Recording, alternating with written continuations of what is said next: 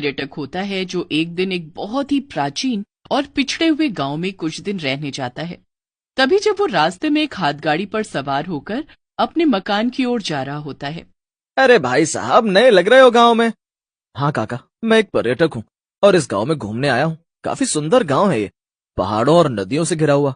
साहब, जितना सुंदर दिखता है उतना ही डरावना भी है। बस एक सहूलियत देता हूँ, रात को सोने से पहले अपने घर के बाहर एक अच्छा सा पकवान बनाकर रख देना, वरना बहुत बुरा होगा। क्या?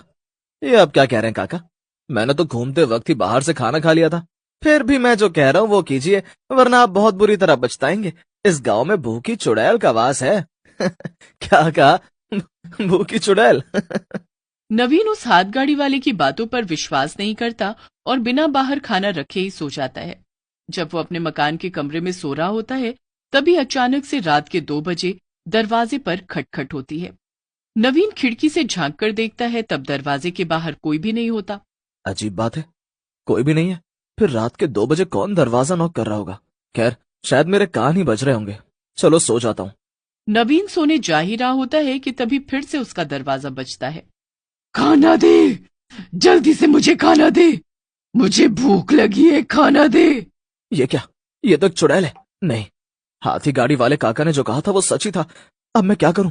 मेरे पास तो इसे देने के लिए कुछ भी नहीं है। नवीन बहुत परेशान हो जाता है। तभी वो चुड़ैल उसके घर के अंदर घुस आती है। नवीन नजर घुमाता है तो वो देखता है कि वो उसके कमरे की अलमारी पर बैठी हुई है।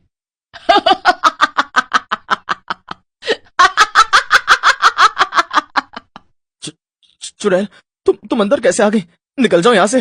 तेरी इतनी हिम्मत, तू मुझे निकलने का आदेश देगा?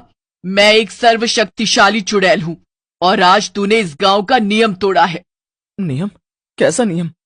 तूने मेरे लिए घर के बाहर खाना ना रखकर बहुत बड़ी गलती कर दी है। अब तुझे उस गलती की सजा भुगतनी होगी। आ, मेरी आंखें! नहीं, नहीं। अगले दिन नवीन के मकान में सरपंच समेत बाकी गांव वाले भी इकट्ठा हो जाते हैं और नवीन के बड़े भाई रोहित और भाभी शिखा को गांव में उसकी देखरेख करने के लिए बुलाया जाता है। मैंने उस चुड़ैल को खाना नहीं दिया, इसीलिए उसने मेरी आंखें निकाल ली और अपने साथ ले गई। अब मैं क्या करूं? मैं तो अंधा हो गया भैया भाभी। सरपंच जी, अगर आपके गांव में उस भूखी चुड़ैल का खौफ फैला हुआ है तो आपको हर एक पर्यटक और बाहर से आने वाले व्यक्ति को बताना चाहिए था ना। नहीं रोहित भैया, मुझे पता था। मुझे एक हाथ गाड़ी वाले काका ने बोला था, लेकिन मैंने उनकी बातों पर विश्वास नहीं किया और सो गया बगैर खाना रखे ही। सरपंच जी, उस भूखी चुड़ैल के लिए दरवाजे के बाहर खाना रखना इतना जरूरी क्यों है? बेटी, ये बहुत सालों पहले की बात है।